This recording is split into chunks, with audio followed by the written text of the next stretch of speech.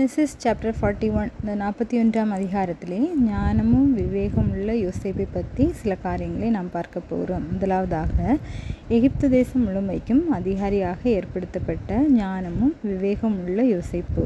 Joseph, a wise and discreet man, was made governor over all the land of Egypt. ஆதியாகமம் 41ஆம் அதிகாரம் 15 முதல் 41 சொல்லப்பட்டிருக்கிறது. பார்வோன் யோசேப்பை நோக்கி, ஒரு சொப்பனம் கண்டேன், அதன் அர்த்தத்தை சொல்ல ஒருவரும் இல்லை. நீ ஒரு சொப்பனத்தை கேட்டால் அதன் அர்த்தத்தை சொல்லுவாய் என்று உன்னை குறித்து நான் கேள்விப்பட்டேன் என்றான். அப்பொழுது யோசேப்பு பார்வோனுக்கு பிரதித்திரமாக, நான் அல்ல, தேவனே பார்வோனுக்கு மங்களமான உத்தரவு அருளி செய்வார் என்றான். பார்வோன் யோசேப்பை நோக்கி, என் சொப்பனத்திலே நான் நதியோரத்தில் நின்று கொண்டிருந்தேன். அழகும் புஷ்டியுமான 7 பசுக்கள் நதியிலிருந்து ஏறி வந்து புல் மேய்ந்தது. அவைகளின் பின் இளைத்ததும் மகா அவலட்சணமும் கேவலமுமான வேறு 7 பசுக்கள் ஏறி வந்தது. இவைகளைப் போல அவலட்சணமான பசுக்களை எகிப்து தேசமெங்கும் நான் கண்டதில்லை.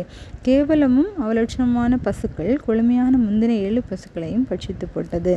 அவைகள் இவைகளின் வயிற்றுக்குள் போயிற்றென்று தோன்றாமல் முன்னிருந்தது போலவே அவலட்சணமாயிருந்தது. இப்படி கண்டு விழித்து கொண்டேன். அப்பொழுது யோசேப்பு பார்வோனை நோக்கி, பார்வோனின் சொப்பனம் ஒன்றுதான். தேவன் தாம் செய்ய போகிறது இன்னதென்று பார்வோனுக்கு அறிவித்திருக்கிறார். எகிப்து தேசமெங்கும் பரிபூரணமான விளைவு உண்டாயிருக்கும் 7 வருஷம் வரும். அதன் பின் பஞ்சம் உண்டாயிருக்கும் 7 வருஷம் வரும். அப்பொழுது எகிப்து தேசத்தில் அந்த பரிபூரணமெல்லாம் மறக்கப்பட்டு போம். அந்த பஞ்சம் தேசத்தை பாழாக்கும். வரப்போகிற மகா கொடுமையான பஞ்சத்தால் தேசத்தில் முன்னிருந்த பரிபூரணமெல்லாம் ஒழிந்து போம். இந்த காரியம் தேவனால் நிச்சயிக்கப்பட்டிருக்கிறது என்பதையும் தேவன் இதை சீக்கிரத்தில் செய்வார் என்பதையும் குறிக்கும் பொருட்டு இந்த சொப்பனம் பார்வோனுக்கு இரட்டித்தது. ஆகையால் விவேகமும் ஞானமுள்ள மனுஷனை தேடி அவனை எகிப்து தேசத்துக்கு அதிகாரியாக பார்வோன் ஏற்படுத்துவாராக. அவர்கள் வரப்போகிற நல்ல வருஷங்களில் விளையும் தானியங்களெல்லாம் சேர்த்து பட்டணங்களில் ஆகாரம் உண்டாயிருக்கும்படி பார்வோனுடைய அதிகாரத்துக்குள்ளாக தானியங்களை பத்திரப்படுத்தி வைப்பார்களாக. இந்த வார்த்தை பார்வோனுடைய பார்வைக்கும் அவன் ஊழியக்காரருடைய எல்லாருடைய பார்வைக்கும் நன்றாய் கண்டது. அப்பொழுது பார்வோன் தன் ஊழியக்காரரை நோக்கி, தேவ ஆவியை பெற்ற இந்த மனுஷனைப் போல வேறொருவன் உண்டோ என்றார்.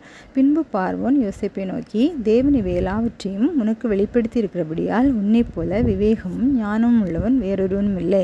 நீ என் அரண்மனைக்கு அதிகாரியாயிருப்பாய். உன் வாக்கின்படியே என் ஜனங்கள் எல்லாரும் அடங்கி நடக்க கடவர்கள். சிங்காசனத்தின் மாத்திரம் உன்னிலும் நான் பெரியவனாயிருப்பேன் என்றார். இங்கே யோசேப்பு தேவனுடைய ஆவியை பெற்றதனால் பார்வோனுடைய சொப்பனத்தின் அர்த்தத்தை ஞானத்தோடும் விவேகத்தோடும் தெளிவுபடுத்தி தேசத்தின் ஜனங்களை பஞ்சத்திலிருந்து காப்பாற்ற முடிந்தது. ஞானம் இருதயத்தில் பிரவேசித்து அறிவு உன் ஆத்மாவுக்கு இன்பமாயிருக்கும்போது நல் யோசனை உன்னை காப்பாற்றும், புத்தி உன்னை பாதுகாக்கும். இங்கே யோசேப்பு காவல் கிடங்கிலே வைக்கப்பட்ட போதும் அதன் பிறகு எகிப்து தேசம் முழுமைக்கும் அதிகாரியாக வைக்கப்பட்ட போதும் ஞானத்தோடும் விவேகத்தோடும் செயல்பட்டதை பார்க்க முடிகிறது. இந்த ஞானம் எப்படி வருகிறதா இருந்தது?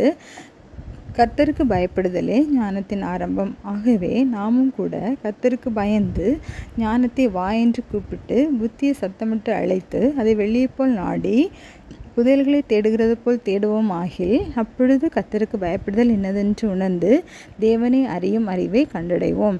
கர்த்தர் ஞானத்தை தருகிறார், அவர் வாய் நின்று அறிவும் புத்தியும் வரும். ஆகவே நாம் நமக்கு கொடுக்கப்பட்டிருக்கிற எல்லா காரியங்களிலேயும் ஞானத்தோடும் விவேகத்தோடும் செயல்படுவோம்.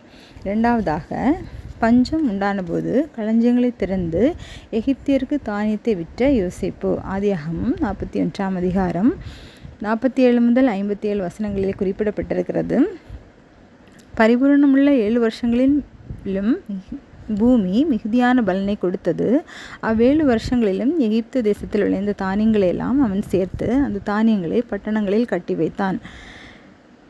எகிப்து தேசமெங்கும் பஞ்சம் உண்டான போது தேசமெங்கும் பஞ்சம் உண்டானபடியால் யோசேப்பு களஞ்சியங்களெல்லாம் திறந்து எகிப்தியருக்கு விற்றான். பரிபூர்ண விளைச்சலின் போது தானியங்களை பட்டணங்களில் சேர்த்து வைத்து பஞ்சம் உண்டான போது களஞ்சியங்களை திறந்து தானியங்களை எகிப்தியருக்கு விற்று சகல தேசத்தாரும் எகிப்துக்கு வந்து யோசேப்பிடம் தானியம் கொள்ளும் அளவிற்கு ஞானத்தோடு செயல்பட்டதை இங்கே நாம் பார்க்க முடிகிறது. நாமும் நம்முடைய ஞானமும் விவேகத்தோடு செயல்படுத்தப்படும் போது யோசேப்பை போல மேன்மையான காரியங்களை செய்வதற்கு நம்மை வழிநடத்தும். நீதிமொழிகள் 4ஆம் அதிகாரத்திலே குறிப்பிடப்பட்டிருக்கிறது. ஞானத்தை சம்பாதி, புத்தியையும் சம்பாதி, என் வாயின் வார்த்தைகளை மறவாமலும் விட்டு விலகாமலும் இரு. அதை விடாதே, அது உன்னை தற்காக்கும். அதன்மேல் பிரியமாயிரு, அது உன்னை காத்துக்கொள்ளும். ஞானமே முக்கியம். ஞானத்தை சம்பாதி. என்னத்தை சம்பாதித்தாலும் புத்தியை சம்பாதித்துக்கொள். நீ அதை மேன்மைப்படுத்து, அது உன்னை மேன்மைப்படுத்தும். நீ அதை தழுவிக்கொண்டால் அது உன்னை கனம் பண்ணும். அது உன் தலைக்கு அலங்காரமான முடியை கொடுக்கும். அது மகிமையான கிரீடத்தை உனக்கு சூட்டும். ஆகவே மகிமையான கிரீடத்தை சூடுகிறதான ஞானத்தை விரும்பி செயல்படுத்துவோம். கர்த்தருடைய நாமம் மகிமைப்படுவதாக. எங்களை அதிகமாக நேசிக்கிற நல்ல தகப்பனே, இந்த நாளிலும் ஞானமும் விவேகத்தையும் பற்றி சில காரியங்களை நாங்கள் அறிந்து கொள்ள நீங்கள் எங்களுக்கு உதவி செய்தீங்க. நாங்களும் எல்லா காரியத்திலும் கர்த்தருக்கு பயந்து உம்மிடத்திலிருந்து நீர் தருகிற ஞானத்தையும் அறிவையும் நாங்கள் பெற்றுக்கொண்டு ஞானத்தோடும் விவேகத்தோடும் எல்லா காரியங்களையும் செயல்படுத்த எங்களுக்கு பலன் தாங்க. எங்களை சுற்றியுள்ள மக்களையும் உடைய அன்பிலே வழிநடத்த எங்களுக்கு உதவி செய்யுங்க. இயேசுவின் மூலம் ஜெபிக்கிறோம் நல்ல பிதாவே, ஆமென்.